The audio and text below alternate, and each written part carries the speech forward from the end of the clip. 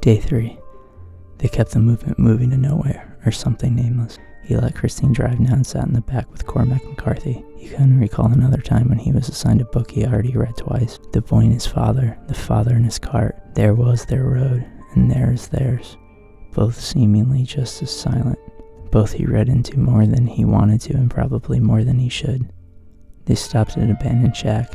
If he wasn't projecting now, his suburban city narrow-mindedness was sure to come across. These hills have eyes, a scrotum, a penis, and hair perhaps as well. No teeth. He wondered if the fear was genuine or if it was something fictitious to share with his zombie passengers, an emotion to bond them. They continued on to Memphis. Along the way, they stopped at an enormous emporium. It sold everything from snakes to Cabbage Patch, Jesus to leather, shoes and skeletons alike, salvation in print, wrapped in southern comfort. They entered downtown Memphis, an immediate exit onto Beale Street. This was new to him, but at the same time familiar. Cities across this country have one. Louisville has 4th Street, Baltimore has Power Plant Live, Memphis is Beale, the shopping mall of culture, the potent stench of what they want them to swallow. Beck and Christina rushed to a karaoke. He was old enough but didn't want to leave Ben alone on the street. He stayed with him for the remainder of the evening. Everyone asked him for something. Everyone had something to sell, from adult entertainment to a shine on his shoes. He didn't like to get drunk much anyway and was happy to drive the others back to the motel. Day 4. They were searching for love all morning, although he was happy with just simple conversation. The sun was still bright and the road was still long, and the company was still droll. They picked up a hitchhiker in love, a self-proclaimed rubber tramp by the name of Woody.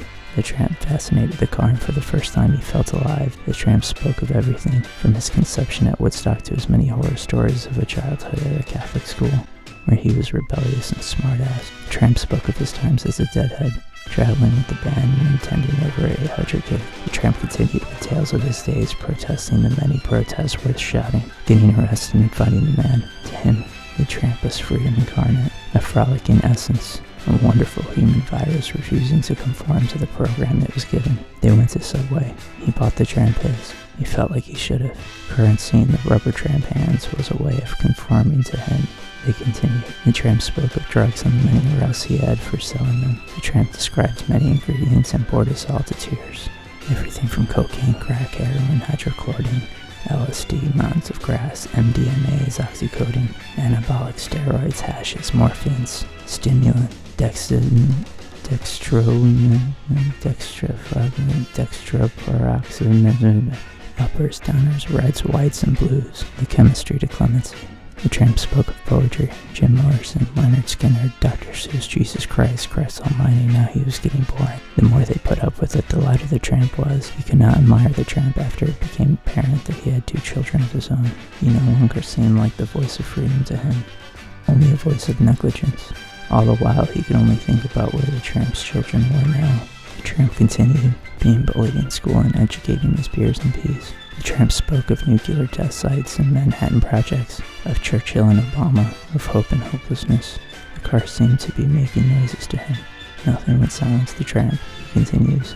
Carbonated waters, watches, clocks, Cuba, Matthew, Mark, Luke, John, Mississippis and Niles, watermelons, politicians, Snickers bars, body odor and body jewelry, textiles, emails, frontal tubing, side roofing, back massages, Goodwill, bottle rockets, Casablanca, the conversation, priests with dogs, Elvis on a car hood. His temper was flaring. They dropped him off in New Orleans.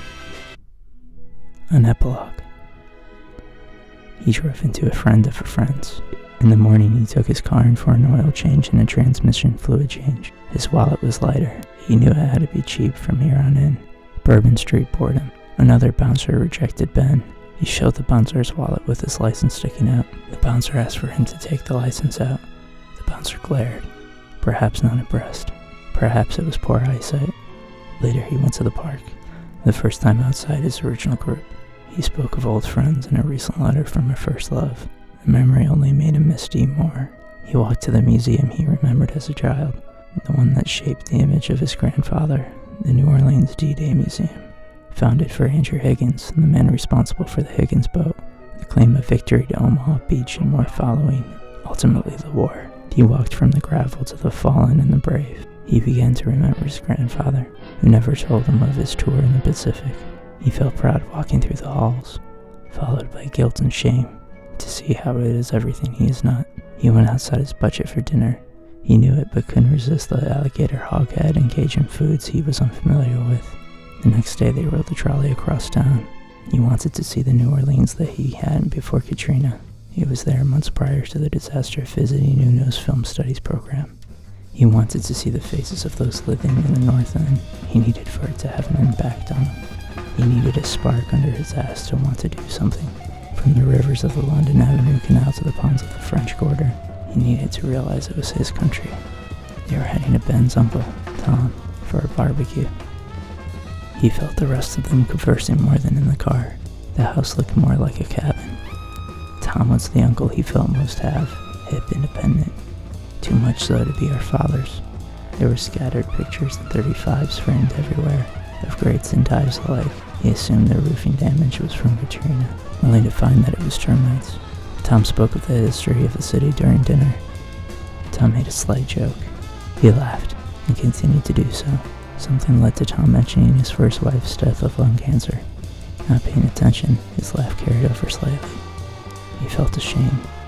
He kept his head down for the rest of the evening. The following night, they arrived at the Blue Moon. For the first time, he felt comfortable with his car group. Ben was talking, in his own way. He wondered where the hell Willie was, and if he was as wet as it looked outside. He thought of his own chapter, and thought until it hurt to think about opportunities lost. He chose to spend the rest of the night thinking about his road ahead, and where it might take him. He thought of other appropriate ends to a road trip. His favorite often ended in the protagonist's death. He hoped this one wouldn't.